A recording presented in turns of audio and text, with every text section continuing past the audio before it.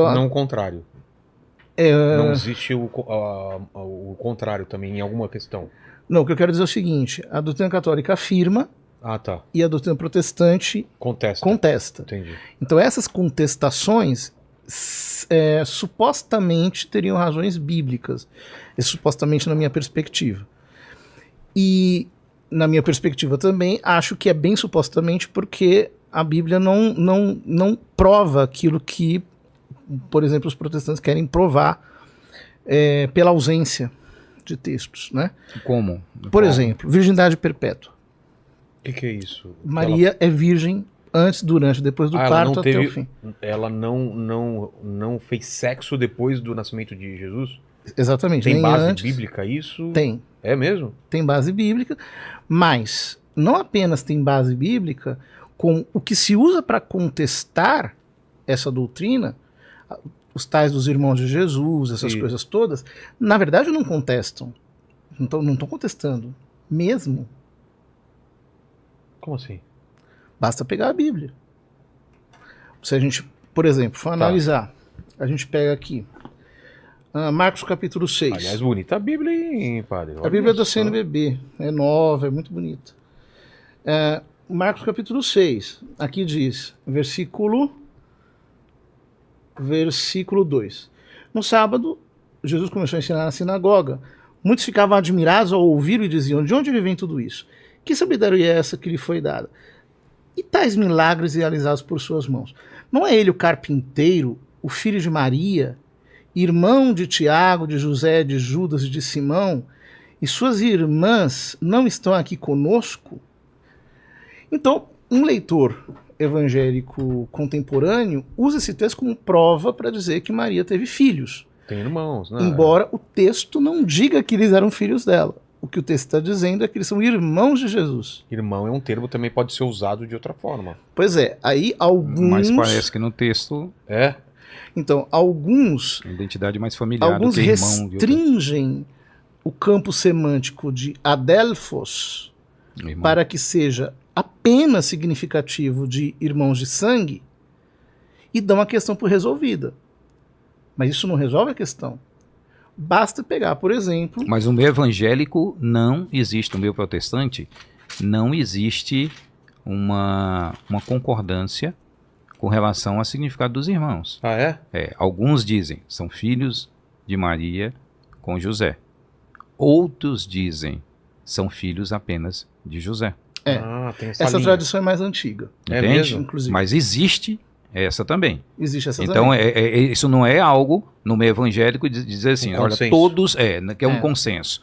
Porque há uma discussão. Majoritariamente no Brasil né? Só quando você vai em Marcos, capítulo 15, lá no versículo 40, diz, estavam ali também algumas mulheres olhando de longe, entre elas Maria Madalena, Maria, mãe de Tiago Menor, e de José e Salomé. Ali não se menciona Maria, mãe de Jesus, menciona uma tal Maria, mãe de Tiago e de José. E no Evangelho de São João, que é o último evangelho a ser escrito e, portanto, traz precisações sobre os evangelhos anteriores, São João diz, no capítulo 19, lá no versículo 25, junto à cruz de Jesus, o texto paralelo, estavam de pé sua mãe e a irmã de sua mãe, Maria, mulher de Cleofas, e Maria Madalena. Esta Maria, mulher de Cleofas, irmã de Maria, é que é mencionada ali em Marcos, capítulo 15. Portanto, fica claro que se tratam de primos. O próprio texto deixa isso claro, basta você ler nas entrelinhas. Agora veja, é claro, aí eu vi esses dias um pastor falando que o texto grego, diferentemente do hebraico, que não tem a palavra primos. Porque o hebraico é Velho Testamento e o grego é Novo Testamento. Novo Testamento. Então, no hebraico não tem a palavra primos, mas no grego tem, anexios, né? Que aparece só uma vez em Colossenses. É verdade. Mas e os hebraísmos? Porque isso aqui é um hebraísmo. O que quer dizer hebraísmo? É uma Ou seja, tentativa de passar para o grego? Hebraísmo é o seguinte, os escritores do Novo Testamento, todos eram judeus. Tá. E, portanto, eles escreveram o Novo Testamento em grego, trazendo para o grego muitas expressões que eram... Muita carga, né? Muita carga semântica da judaica. Então, todas essas supostas, digamos assim... Arestas? Não só arestas, refutações Sim. escriturísticas da virgindade perpétua de Maria não passam de nada. Mas a grande questão, padre, é assim, o que é interessante é o seguinte, nós estamos falando de primeiro século, texto e tradição.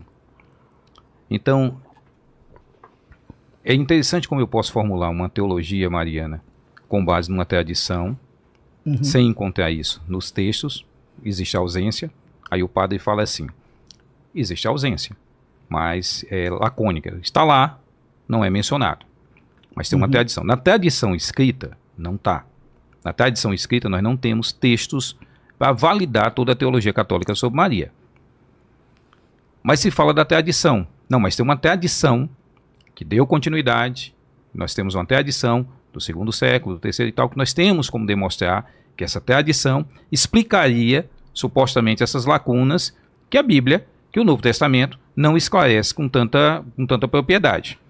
Mas o que é interessante é assim, por que eu tenho que confiar nessa tradição oral que não é uniforme, se nós falarmos aqui que Maria era vista do mesmo jeito no 2º século, 3º século, 4º século, não é uniforme. Aquele livro, o Pateologia, eu acho que é do Alter, da Paulus, né? O Pateologia, que traz ali uma lista, né, desse período, até o, se não me engano, ele vai até o João Damasceno ali, as obras desde o 1º século até o João Damasceno, você não vê, não é, essa ideia de dizer assim, havia uma uniformidade nessa tradição. Existem pensadores dentro do cristianismo no Oriente e no Ocidente que pensam de forma diferente. São os hereges. Mas agora, padre, entre os padres da igreja há uma coerência inacreditável.